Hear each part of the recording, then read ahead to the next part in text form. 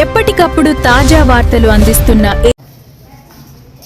Welcome to Shri Bharat news Ongole. అందరికీ నమస్కారం. నేను మీ చదలవాడ అరవింద్ బాబు, నర్సాపేట శాసనసభ్యుని మాట్లాడుతూ ఉన్నాను.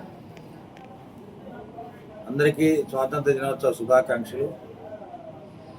80వ స్వాతంత్ర దినోత్సవ సందర్భంగా మన ప్రీతమ నేత నరేంద్ర మోడీ గారి ఆశీస్సులతోటి, అదేవిధంగా మన ఆంధ్రప్రదేశ్ రాష్ట్ర ముఖ్యమంత్రి నారా చంద్రబాబు నాయుడు గారి ఆలోచన, డిప్యూటీ సీఎం పవన్ కళ్యాణ్ గారి పట్టుదల, మరి యువ నాయకుడు నారా లోకేష్ బాబు గారి యువగడ పాదయాత్ర ద్వారా ఆంధ్రప్రదేశ్ని సంక్షేమ కార్యక్రమాల్లో కాదు, అభివృద్ధి కార్యక్రమాల్లో కూడా మనం ముందున్నాము. ప్రతి ఒక్కరి యొక్క కష్టంతో, అందరి దీవెనలతోటి ఉమ్మడి కుటుంబం ఏర్పాటు చేసుకొని అభివృద్ధి పరంగా మనం ముందుకు వెళ్తున్నాం. మనం అందరం కూడా నారా చంద్రబాబు నాయుడు గారి యొక్క కష్టాన్ని, పవన్ కళ్యాణ్ గారి పట్టుదలని, మన యువ నాయకుడు నారా లోకేష్ బాబు గారి ఆలోచనతో ప్రతి వ్యవస్థని బాగు చేసుకుంటూ విద్యా వ్యవస్థ, వ్యవసాయ రంగాన్ని, వైద్య రంగాన్ని అన్ని కూడా ఎంతో చక్కగా అభివృద్ధి చేసుకుంటూ ఉన్నాము. అమరావతి రాజధానిని చాలా స్పీడ్గా కట్టుకుంటూ ఉన్నాము. పోలవరాన్ని పూర్తి చేసుకుంటూ ఉన్నాము.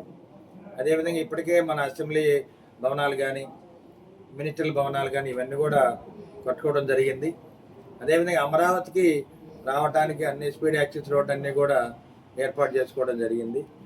మరి ఇంత వేగంగా 2 సంవత్సరాల్లోనే అమరావతి రాజధానిని మనం మరి అభివృద్ధి పరంగా ముందుకెళ్తున్నామంటే అంతా కూడా మన ప్రీతం నేత నారా చంద్రబాబు నాయుడు గారి యొక్క కష్టంతో ఇది ముందుకెళ్తుంది. కాబట్టి మనం అందరం కూడా కలిసి చేయి కలుపుతాం, కష్టపడదాం, మన రాష్ట్రాన్ని అభివృద్ధి పరంగా ముందుకు తీసుకెళ్ళడానికి మన వంతు భాగంగా మనం ప్రయత్నం చేద్దామని చెప్పి తెలియజేస్తూ, మీ అందరి దీవెనతోటి మళ్ళీ 2029లో కూడా మన ప్రీతం నేత నారా చంద్రబాబు నాయుడు గారు 5వసారి ముఖ్యమంత్రిగా రేపు ఉంటారు.